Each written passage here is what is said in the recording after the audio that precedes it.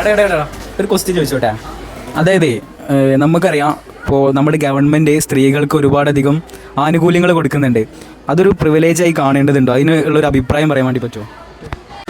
ഒരിക്കലും സ്ത്രീകൾക്ക് ഗവൺമെൻറ് കൊടുക്കുന്ന ആനുകൂല്യങ്ങൾ ഒരു പ്രിവിലേജ് ആണെന്ന് പറയേണ്ട ആവശ്യമില്ല. കാരണം നമ്മളിന്ന് ജീവിക്കുന്നത് പറഞ്ഞു കഴിഞ്ഞാൽ സ്ത്രീകളും പുരുഷന്മാരും ഒരുപോലെയാണ് എന്ന് വിശ്വസിക്കുന്ന ഒരു രാജ്യത്താണ്. അപ്പോൾ സ്ത്രീകളും പുരുഷന്മാരും പണ്ട് മുതലേ സൊസൈറ്റിയിൽ വേർതിരിവ് ഉണ്ടായിരുന്നത് കൊണ്ട് അവരെ ഉയർന്ന തലത്തിലേക്ക് എത്തിക്കാൻ വേണ്ടി ഗവൺമെൻറ് കൊടുക്കുന്ന ഒരു ചാൻസ് അല്ലെങ്കിൽ ഒരു അവസരം മാത്രമാണ് അത്. അതുകൊണ്ട് അതൊരിക്കലും പ്രിവിലേജ് ആണെന്ന് പറയേണ്ട ആവശ്യമില്ല. സമൂഹത്തിൽ സ്ത്രീകൾ ഒരുപാട് തരത്തിലുള്ള പ്രശ്നങ്ങൾ നേരിടുന്നുണ്ട്. അപ്പോൾ ആ പ്രശ്നങ്ങളിൽ നിന്ന് അവരെ ഉയർത്തി പുരുഷന്മാരുടെ അതേ ലെവലിലേക്ക് എത്തിക്കാനാണ് ഗവൺമെൻറ് ഓരോ തരത്തിലുള്ള പദ്ധതികൾ കൊണ്ടുവരുന്നത്. അതിനൊരു പ്രിവിലേജ് ആയിട്ട് എടുക്കേണ്ട ആവശ്യകത ഇല്ല. ഒരു ക്വസ്റ്റ്യൻ ചോദിക്കട്ടെ. അതായത് ഇപ്പോൾ പൊതുവേ നമ്മുടെ നാടിനകത്ത് ഇപ്പോൾ സ്ത്രീകൾ പലതരത്തിലുള്ള ഡ്രസ്സുകൾ ഇടുന്നത് നമ്മൾ ശ്രദ്ധയിൽപ്പെട്ടിട്ടുണ്ട്. നമ്മളായാലും ഇപ്പോൾ പല രീതിയിലുള്ള ഡ്രസ്സിങ് ആയിട്ടും സമൂഹത്തിലേക്ക് ഇറങ്ങാറുണ്ട്. എന്നാൽ ഈ ഒരു ഡ്രസ്സിങ് സ്റ്റൈൽ വെച്ചിട്ട് നമുക്ക് അവരെ ജഡ്ജ് ചെയ്യാൻ പറ്റൂ എന്നുള്ളതിനെ കുറിച്ചുള്ള ഒരു അഭിപ്രായം പറയാൻ വേണ്ടി പറ്റും? സ്ത്രീകളെ വസ്ത്രധാരണത്തിന്റെ പേരിൽ വിലയിരുത്തുന്ന ഒരു സമൂഹത്തിലാണ് നാം ഇപ്പോൾ ഉള്ളത്. ഇപ്പൊ ഞാനൊരു ഡ്രസ്സ് ഇട്ട് പുറത്തേക്ക് ഇറങ്ങുമ്പോൾ ഞാൻ എന്ത് ഡ്രസ്സ് ഇട്ടാലും, അത് സ്ലീവ്ലെസ് ഇട്ടാലും സാരി ഇട്ടാലും കുർത്ത ഇട്ടാലും പർദ്ദ ഇട്ടാലും അവർ ഞാൻ ചെയ്ത കാര്യങ്ങൾക്കപ്പുറം എൻ്റെ ഡ്രസ്സിലായിരിക്കും ആളുകൾ എന്നെ വിലയിരുത്തുന്നത്. ഞാൻ എത്ര കാര്യങ്ങൾ ചെയ്ത് എന്ത് ഉന്നതമായ പോസ്റ്റിൽ ഇരുന്നാലും അവർ അതായിരിക്കില്ല കാര്യമാക്കുന്നത്. ഞാൻ ഇടുന്ന ഡ്രസ്സ്, ഞാൻ ആ ഡ്രസ്സ് ഇട്ടാണല്ലോ പുറത്തേക്ക് പോകുന്നത്. അങ്ങനെയുള്ള ഒരു സമൂഹത്തിലാണ് നമ്മളിപ്പം കടന്നു പോയിക്കൊണ്ടിരിക്കുന്നത്. ഇപ്പോഴും ജഡ്ജ് ചെയ്യപ്പെടുന്നതിന്റെ കാരണം എന്ന് പറഞ്ഞാൽ നമ്മുടെ ജനറേഷനിൽ പഴയ തലമുറയുണ്ട്, പുതിയ തലമുറയുണ്ട്. പുതിയ തലമുറ ചിന്തിക്കുന്ന പോലെ ആവില്ല പഴയ തലമുറ. അവർ അവരുടേതായിട്ടുള്ള രീതിയായിരിക്കും പറയുന്നുണ്ടാവുക. അവരുടെ ആ കാലഘട്ടത്തിൽ ഇങ്ങനെ മോഡേൺ ആയിട്ടുള്ള ഡ്രസ്സും കാര്യങ്ങളൊന്നും ധരിക്കുന്നുണ്ട് ഇല്ലല്ലോ. അതായത് നമ്മൾ ഇന്നത്തെ കാലത്തുള്ള പെൺകുട്ടികൾ അധികവും കല്യാണം കഴിക്കാൻ വേണ്ടിയിട്ട് വിസമ്മതിക്കുന്ന ഇതെല്ലാവരും കണ്ടുവരുന്നൊരു പ്രവണതയാണ്. അപ്പോൾ ഇത് അവർ ഇൻഡിപെൻഡൻ്റ് ആയിട്ട് നിൽക്കാനുള്ളൊരു താല്പര്യത്തിൻ്റെ പുറത്താണോ അതോ സൊസൈറ്റി പറയുന്ന ഒരു റോൾ എക്സ്പെക്റ്റേഷൻ്റെ പുറത്താണോ? ഓക്കെ, പല റീസൺ കൊണ്ടാണ് ഇപ്പോൾ ഇവർ വിവാഹത്തിന് വിസമ്മതിക്കുന്നത്. ഫസ്റ്റ് വൺ എന്ന് പറയുന്നത് പാരൻസിൻ്റെ ഇത് കണ്ടു വളർന്നുകൊണ്ടായിരിക്കും. പിന്നെ സെക്കൻഡ് വൺ എന്ന് പറയുന്നത് സ്ത്രീധനത്തിനെ കുറിച്ചിട്ടാണ്. കാരണം പല സൂയിസൈഡ് കാര്യങ്ങൾ നമ്മൾ കുറേ ന്യൂസ് കേൾക്കുന്നതാണ്. അപ്പോൾ ഈ കാരണങ്ങളെ കൊണ്ടൊക്കെയാവും വിവാഹത്തിന് ഇപ്പോഴത്തെ കാലത്ത് കുട്ടികളെ സമ്മതിക്കാത്തത്.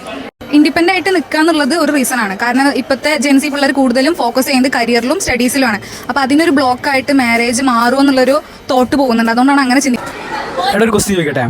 നമ്മളിപ്പോൾ പൊതുവേ നാട്ടിനകത്ത് ഇൻകം ജനറേറ്റ് ചെയ്യുന്ന സമയത്ത് സ്ത്രീകളും പുരുഷന്മാരെല്ലാം ഒരുപോലെയാണ് എന്നുള്ളൊരു സംഭവമൊക്കെ നമ്മൾ കേൾക്കുന്നുണ്ട്. പക്ഷെ എന്നാൽ ഇത് നേരെ വീടുകളിലേക്ക് എത്തുമ്പോൾ അവിടെ അടുക്കള പണി എടുക്കാൻ സ്ത്രീകളും പുരുഷന്മാർ കസാലയിൽ ഇരിക്കുന്ന രീതിയിലുള്ളൊരു പ്രവണതയൊക്കെ കണ്ടുവരുന്നുണ്ട്. ജോലിക്ക് പോകാനും അവർ വീട്ട് ചിലവിനുള്ള ആവശ്യങ്ങൾ കൊണ്ടുവരാനൊക്കെ. അപ്പോൾ ഇതുമായി ബന്ധപ്പെട്ടുള്ള അഭിപ്രായം എന്താണെന്ന് പറയാം?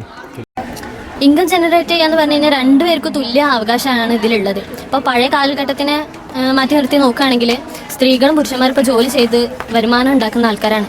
അപ്പോൾ അടുക്കള ജോലി അതുപോലെ തന്നെ ചൈൽഡ് കെയർ എന്നൊക്കെ വരുന്ന ടൈമിൽ ആ ഒരു ജോലി സ്ത്രീകൾക്ക് മാത്രമായിട്ടാണ് കണ്ടുവരുന്നത്. അപ്പോൾ അതിൽ മാറ്റം വരുത്തണമെന്നാണ് എൻ്റെ ഒരു അഭിപ്രായം. ഇപ്പോഴത്തെ ഒരു സിറ്റുവേഷനിൽ ആൺപെൺ വ്യത്യാസം ഇല്ലാതെ എല്ലാവരും ജോലിക്ക് പോകുന്നുണ്ടെങ്കിലും വീട്ടിലെ സകല ജോലിയും തീർത്തിട്ട് വേണം ഒരു സ്ത്രീക്ക് ജോലിക്ക് പോകാൻ. അത് ഒരു ഒട്ടും ശരിയായ ഒരു നിലപാടല്ല. കുക്കിങ്ങും ക്ലീനിങ്ങും എന്നൊക്കെ പറയുന്നത് ഒരു ബേസിക് സർവൈവിങ് സ്കിൽസ് ആണ്. അതൊരു ജെൻഡർ റോൾ ആയിട്ട് ഒരിക്കലും നമ്മൾ കൺസിഡർ ചെയ്യരുത്. സോ ആണായാലും പെണ്ണായാലും വീട്ടിലെ ജോലികളും ഫിനാൻഷ്യൽ സ്റ്റെബിലിറ്റിയും ഒരുപോലെ തന്നെ കൊണ്ടുപോകണം. ഇന്നത്തെ കാലത്ത് തന്നെ സ്ത്രീകളും കൂടി പല ജോലിക്ക് പോകുന്നുണ്ട്.